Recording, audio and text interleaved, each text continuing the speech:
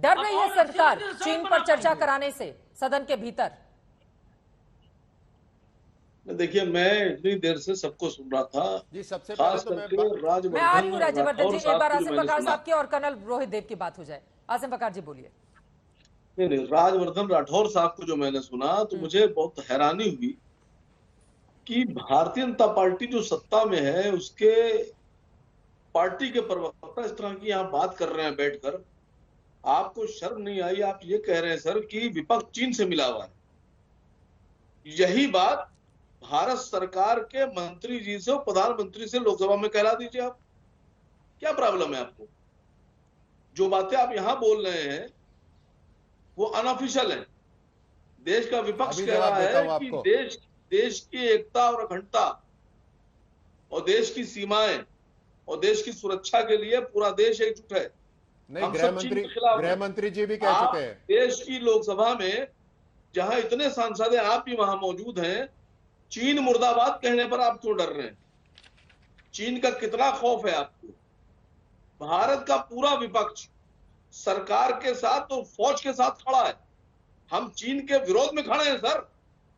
आप चीन पर बोलने पे तैयार नहीं है, चीन पर डिबेट कराने पे तैयार नहीं है।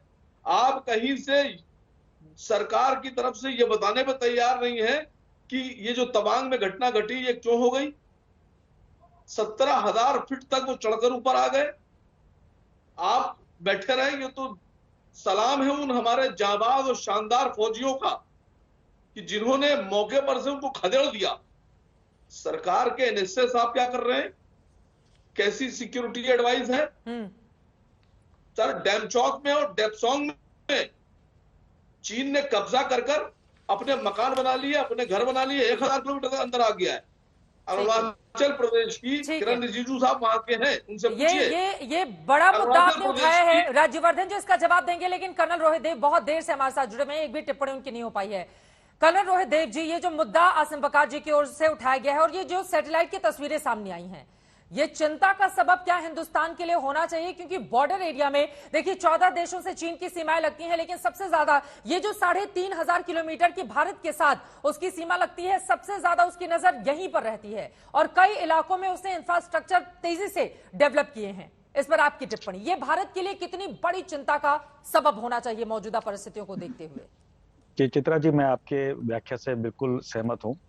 ये चिंता का विषय इसलिए भी है क्योंकि मैं स्वयं मानता हूं कि जो हमारी नीति रही है, कूटनीति, आर्थिक और मिलिट्री, तीनों का जो संयोग रूप से अगर आप करें एक बार यूज चाइना के प्रति, 1961 के मैं आपका ध्यान ले जाऊंगा जब नॉन अलाइंड मूवमेंट के तेवर में आके हमारे कुछ नेताओं ने काफी साजो सामान युद्धपोत का जो होता है वो इजिप्ट को दिया था और उसके बाद 1962 हुआ था। कभी ना भूलें कि तब से लेके अभी तक भारत इस होड़ में कभी आगे बढ़ा ही नहीं और कदम लिया ही नहीं, कुछ दशकों तक। आज की बोलूं तो हम तकरीबन 3 दशक पीछे हैं उस इंफ्रास्ट्रक्चर डेवलपमेंट में, मिलिट्री डिप्लॉयमेंट में जो चीन तिब्बत में कर रहा है। मैं आपके सारे प्रवक्ता जो ये पॉलिटिकल जो लोग आते हैं टीवी पे और जो बातें करते हैं उनको बताना चाहता हूं, चीन तिब्बत के रास्ते एलएसी में आया है। वो चीन का अभिन्न अंग नहीं है तिब्बत। तो जब तक आपकी खुद की मानसिकता ठीक नहीं होगी और आप तिब्बत को समर्पण कर देंगे चीन के समक्ष, तो मेरे ख्याल से तो ये कूटनीतिक एक डिफीट होगी। दूसरा आपको बताऊं, जब से आप देखेंगे पिछले 2.5 दशक से, जब से उनकी किंगहाई तिब्बत रेलवे लाइन आई है, इंफ्रास्ट्रक्चर बना है, क्या उस समय की सरकार जो अभी पक्ष या विपक्ष जहां भी बैठी होगी या बैठी नहीं है, खड़ी है और बहुत उनको बहुत मजा आता है खड़े होने के लिए देश के सैनिकों के साथ, आप कहां खड़े थे आज से 3 दशक पहले? ये जो चुनौतियां थी ये इससे ज्यादा थी।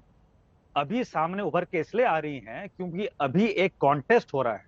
मैंने बहुत ही स्पष्ट रूप में बोला था डोकलाम के बाद कि आज से आने वाले 10 से 12 साल जी जो भी सरकार रहे देश में, अगर उन्होंने एलएसी के ऊपर इंफ्रास्ट्रक्चर डेवलपमेंट नहीं किया, चाहे वो समर्स हो चाहे विंटर्स हो, अगर उन्होंने अपनी फोर्सेस पाकिस्तान के थिएटर से एलएसी के थिएटर में समर्स में शिफ्ट नहीं की, भारत को काफी खामियाजा भुगतना पड़ेगा। और मेरे को बहुत खुशी है कि जो भी सरकार है, मैं कोई व्यक्ति विशेष सरकार की बात नहीं कर रहा, जो आज की सरकार है, जी। और मैंने 2014 जुलाई जब मैं बारामूला में होता था, तब उस टाइम पर लेट श्री जेटली जी हमारे थे डिफेंस मिनिस्टर, जो आए थे, हमारे सामने एक जूनियर कमीशन ऑफिसर जेसीओ थे, सिख या सिखलाई यूनिट थी, सामने पाकिस्तानी बंकर था। तब से मुझे पता है कि किस तरह से ये बातचीत शुरू हुई है कि हाथ बंधे हुए हैं, किसी को शक ना हो। हाथ बंधे होने का मतलब ये नहीं है कि कोई फौजी आदमी के हाथ फिजिकली बांध देगा, बट जो सपोर्ट सिस्टम होना चाहिए, जो साजो सामान का सपोर्ट सिस्टम, जो स्टॉकिंग का सपोर्ट सिस्टम, और जो खुली छूट मिलनी चाहिए एक एलसी पे या एलएसी पे कार्रवाई करने के लिए, मैं समझता हूं कि वो छूट मिली है। और तभी आपने गलवान के बाद, और ये जो लोग बोलते हैं सरकार किसी की नहीं सुनती, मैं तो एक बहुत तुच्छ प्राणी हूं, एक आम नागरिक हूं इस देश का। मेरे से भी कुछ पूछा गया था गलवान के बाद और मैंने 19 सलाह दी थी, और मैं आपके टीवी पे आज खुलासा करना चाहता हूं, 18.5 suggestions have been implemented.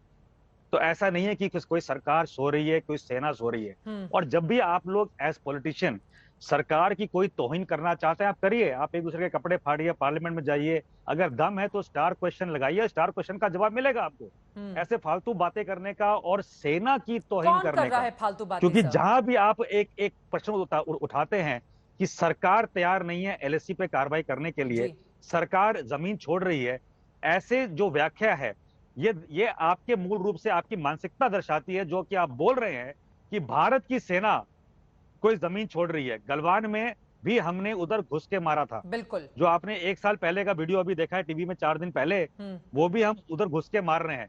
But वो मैं बोल सकता हूं, क्या एक सार्वजनिक तौर पे कोई सरकार जो कूटनीति का एक मार्ग जो इख्तियार किए हुए है, वो आपके पार्लियामेंट में या यूएन में खड़े होकर बोलेगी कौन पहले गया कौन बाद में गया? आप लोग समझते ही नहीं है कि कूटनीति का कैसे सम्मिलित रूप से मिलिट्री को फायदा मिलना चाहिए एंड वाइस वर्सा। ये आपकी इन बातों से मुझे लग रहा है कि बहुत सारे लोगों के ज़हन में चीन को लेकर जिस तरह के सवाल चल रहे होंगे उसका जवाब भी मिल गया होगा।